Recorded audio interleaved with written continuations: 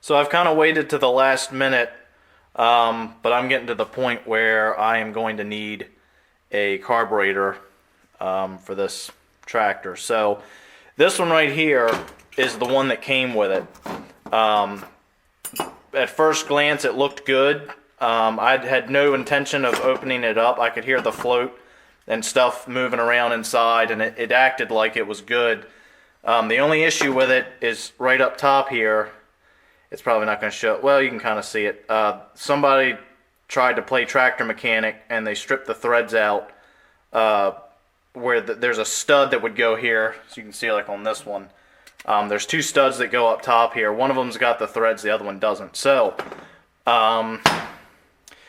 I had a couple ways I was thinking about fixing this. But I think what I'm going to do...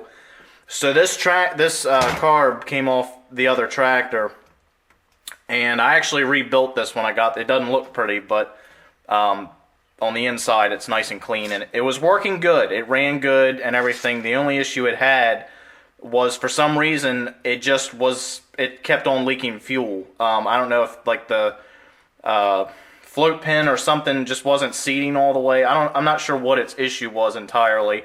And I don't know that the lower half of it wasn't cracked either. I'm not sure what its deal is. So what I'm going to try and do is I'm going to try and take the lower half of this one and the upper half of this one, put them together, and hopefully I'll get a good set of threads and studs, and hopefully whatever leak was going on with this carburetor, hopefully it's something going on with this lower half. So I'm going to put this in some parts cleaner, let it soak overnight, and see if we can't get a decent carburetor. So here's the battery tray off the 8N. As you can see, it's in pretty rough shape. All these areas here is where basically battery acid is sat, and it's rotted little holes and stuff through it. But I think what I'm going to do is I'm going to take this piece of angle here and tack it on. I had to do this with the other tractor. And the reason I do that is because I make this little badge thing, and also use an old one of those rubber tie-down straps that has the S-hooks in the end.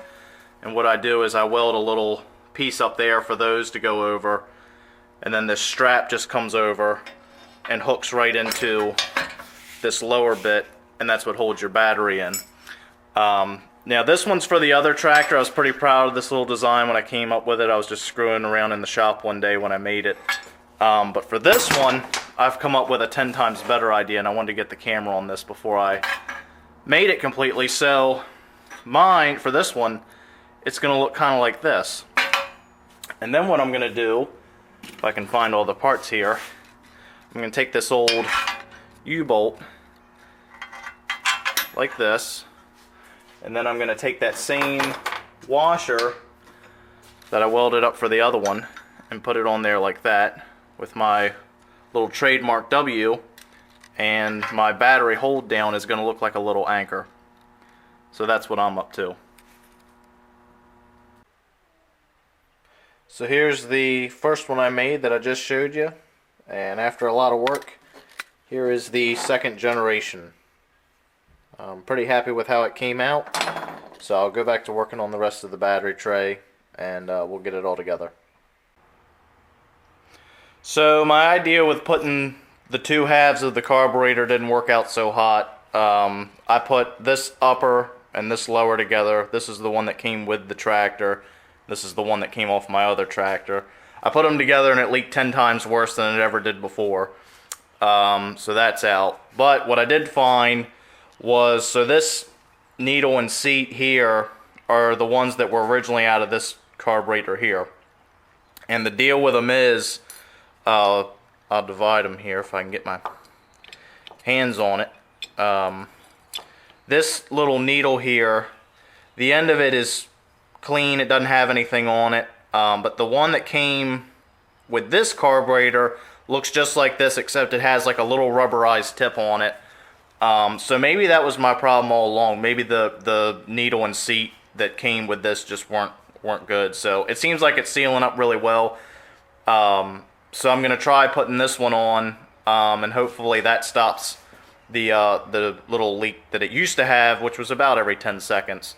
I ordered a carburetor online, but we are in the heat of the coronavirus right now, and I guess my carburetor isn't essential medical equipment. For this project, it is essential medical equipment. This thing needs a carburetor transplant like nobody's business. Alright, so the carburetor is in there. I've got my linkage hooked up. Don't have my fuel line hooked up. I'm gonna rig up a temp tank just to run this for the first time. And I figured you guys are probably due for a tour because I've been doing some stuff. So, the Pertronics is in, not wired up yet. I did build a special little coil bracket. It just goes from this bolt on my water pump down to the one of the bolts there on the front cam cover. And then it's just, all it is, it's a piece of exhaust pipe that I cut a, I'll try and zoom in on it. I just cut sort of a split in it and then took a hose clamp and put it on there. And it works pretty good. It's a little bit better, I think, than the little flathead screw. And actually, I'll show you. I've got what's actually considered a coil mount, and I'll show that to you, and I'll show why I don't like it. But anyway, radiator's been flushed out, new hose is on. One thing I will talk about, that is actually the old water pump. I'm gonna get the new one. Of all the parts that I bought for this thing, a lot of these parts are made not in this country. And the problem is, when you've got parts like that that aren't made in America anymore, certain things don't work. On this pump, the number one issue, well, there were really 2 or 3 issues, but number one, this pulley did not line up correctly with the crank. It's about a good 1/4 of an inch, maybe a little more off, and you can see it when you put the belt on. The belt just does not want to line up. Number 2, this pump has more play in it on this end here once the blade is on than the old pump has. Now, I don't know if that's actually part of the design, that this move or flexes, but I can tell you right now, just from a self-taught engineer, self-taught mechanic point of view, that is not a long-lasting design. I don't care whether it was designed that way or not. That is not going to hold up. The only other issue, and I can't really blame it so much, this right here, this is to catch your alternator bracket or generator bracket, whatever you've got. This didn't quite line up either. Now, that may be because I don't have an actual, like, 8N original. I don't even know if they made an original style, like, conversion kit or what the deal is, but I might have a conversion kit that's holding my alternator that doesn't quite line up with this. So I'm not really going to fault this. This was easy enough to work with. But the other 2 issues were, they were pretty bizarre. I can't say I've ever ordered a new pump and had that many problems with it. A lot of what I saw online, they were talking about the casting. A lot of people were saying they had to grind this. On this one that I got, it wasn't an issue.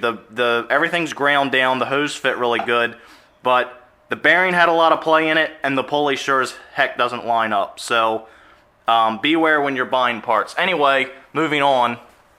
The fan shroud also needed a little bit of work. I had to cut some of the bottom of it out, and I had to play with that a right good bit to get that to work. But that was expected. It was a cheap part. But nonetheless, it's on. Got myself a new radiator cap, fresh from Tractor Supply. I've got an alternator on there from an old project. I've got this plate I've put on here. This is going to go from here over to this battery tray, across, and then connect to this bracket, because I'm going to have to do a vertical exhaust coming out the top. If this thing's going to be going in the water, I don't want my exhaust going underwater. Battery hold down anchor is on and in place. I've got some gauges and stuff. They're all sitting in their respective holes. None of them are wired up yet. Steering wheels. Oh, so I'll show you this real quick. So I did take somewhere over here. I did clean up. I had all the plans of using the old original nut, but I think the chrome one from eBay for 12 bucks looks a heck of a lot better. So that's the one I went with. Did find one other issue that I'm going to have to address. For some reason, the shifter does not want to go into first or third. I'm not sure what's going on there. Second and fourth are working fine. Reverse works fine, but 1 and 3 over there don't seem to want to move. So, also the fenders, these are not the ones that I showed you originally. I wound up ordering these two. The other ones were just, they were beyond. I started taking them apart and finding other bad areas, and as cheap as these ones were, they weren't worth it. So I've gone with a nice shade of metallic blue, red, and my hood over there and other pieces are going to be white. So we're going with the America theme. I think at this point that's about it. This thing really came together really quick when I started throwing the radiator and some of these other parts on. Yeah, a little more work to do. I'm going to get the ignition wired up. We're going to run some gas to her, and I think today's the day that we are going to hear this thing come to life, if it's got any life left in it. So stay tuned.